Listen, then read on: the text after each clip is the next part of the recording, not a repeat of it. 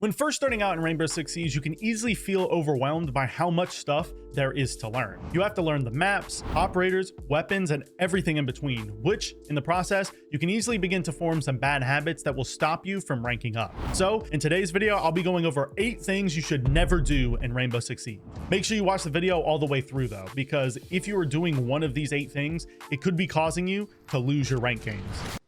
Now for the first thing you should never do in Siege, we have droning into the bomb site, more specifically during the prep phase. I see this all the time in lower ranks. The entire team will send their drones into the bomb site in hopes of figuring out what operators the defenders are bringing and to discover the location of the bomb site. However, what ends up happening most of the time when driving your drones into the bomb site is you'll find the identity of 1 or 2 operators and your drone will be shot. What you should be doing with your drone during the prep phase is either driving it into spawn so that you can pick it up and use it later in the round, or you should hide it somewhere in the map where you plan to push. For example, if you are attacking the top floor bomb site on Oregon and you want to go through White Stairs, you should hide your drone in small tower so that it's ready for you to use. What you shouldn't be doing is wasting your prep phase drone in such a meaningless way like that. And this leads me to my next point, which is you should never face check a room. A lot of newer players will just walk through each room and do what's called face checking, which is where you just check every corner of the room yourself without using a drone. This is a terrible idea because you're entering the room without any intel.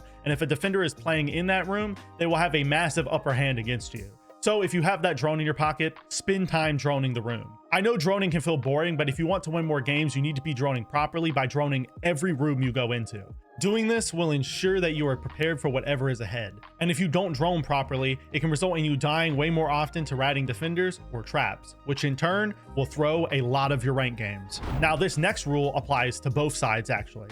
That rule is that you should never red ping on cameras. There are very niche exceptions to this, but for the most part, red pinging on cameras is a terrible idea. The reason for this is because it alerts the attacker or defender that you know their location, and they will proceed to start searching for the camera that you ping them with, meaning that you are putting your camera at risk every time you do this. You can yellow ping as much as you want on cam since it doesn't alert the person you are pinging, but by red pinging someone, not only will you make your teammates who set up the cam mad, but you will likely end up losing that great avenue for gathering intel. Now, as I said earlier, there is an exception to this, and that is late in the round during clutch situations. By red pinging someone while they're having to deal with the pressure of the timer, a lot of the time they will panic since they know they are being spotted. However, outside of this very niche use case in the last like 20 seconds of a round, red pinging is just a detriment to your team. Moving past red pinging, the next thing you should avoid doing at all costs is complaining after you die. Especially when solo queuing, you will likely encounter that one player that is extremely emotional and that gets super mad with the team over a loss,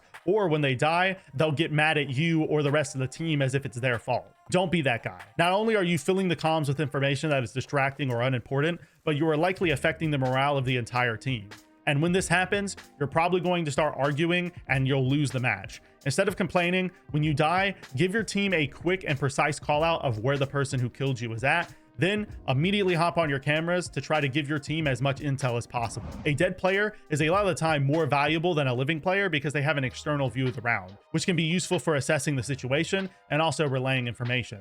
So take advantage of this and be a good teammate. You never want to be complaining about your death when you die. Just immediately give the call out and get to gathering intel. Our next thing you should avoid relates to the defense, specifically the prep phase. And what you should be avoiding during the prep phase is reinforcing between the bomb sites. Now, if you've been playing for a while, this may be obvious to you, but there is still a large number of players in lower ranks that don't understand this. New players will just completely throw out this super important rule and they'll reinforce important rotate locations in the bomb site. This is a massive mistake that has a major effect on the outcome of a round. One of the most important things when playing on defense is your site setup. A good one can win you rounds. However, a bad one can give the attackers a huge advantage, and reinforcing between the bomb sites gives the attackers that exact advantage. If you want a more in-depth video on site setups, I have a video on my channel where I go over every bomb site and I give you my favorite setup for each one. But in general, if you just follow this simple rule, you'll be on the right track for making some good site setups. Another rule pertaining to the site setup is barricading doors to the bomb site.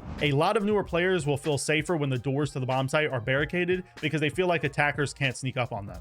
However, this has a terrible side effect for your roamers, which is if they try to come back to the bomb site later in the round, they will be locked out and forced to break said barricade, which gives any attackers nearby a loud audio cue of their return. Additionally, if you want to go for a flank yourself, you will have to open the barricade, which alerts the attackers of you leaving the bomb site. So please stop barricading doors to the bomb site. It's a terrible idea that will just hurt your team in the long run.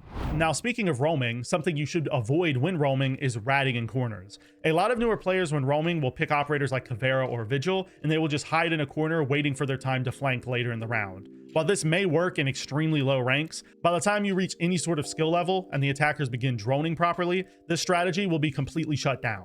Any good team knows how to check corners in every room for roamers hiding, and if you get found, 90% of the time, you will die.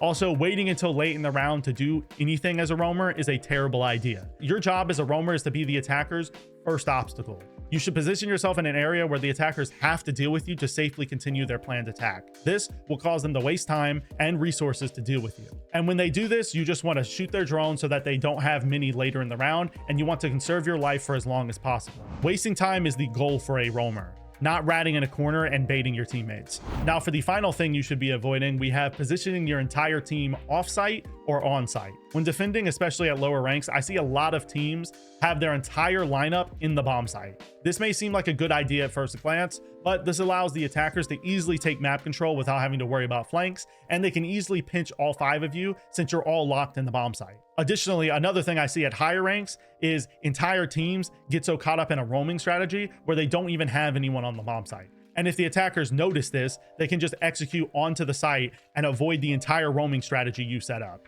In any given round, you want to be in the middle ground between these two ideologies. Typically, you want to have somewhere between 2 to 3 people inside the bomb site anchoring, while the rest of your operators are dedicated to roaming.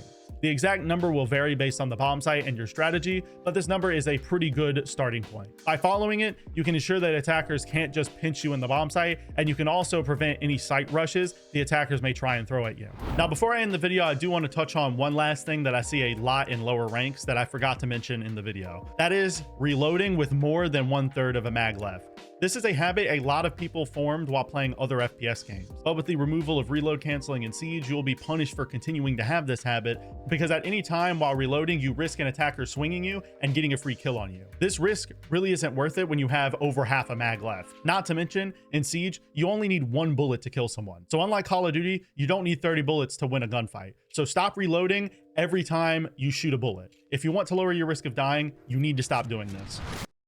Anyways, that wraps up today's video. Let me know if you guys learned anything new in the comments down below. I'd love to hear whether some of these things caught you off guard, especially since so many people do them in ranked. If today's video helped you improve at all, I make Siege content just like this twice a week, so go subscribe to the channel and follow me on Twitter if you don't want to miss the next upload. If you want to see more of me, go follow me on Twitch, because I'll be going live roughly 6 hours after this video goes up, and hopefully I'll see you there. Also, if you want to be involved with the community and help out with the videos and streams, go join up in the Discord. I want to get active over there, so don't be afraid to join up. The more people that join, the more community activities we can host. Now, if you want to watch another video just like this one, I'll be popping up on your screen right now that I'm sure you'll enjoy.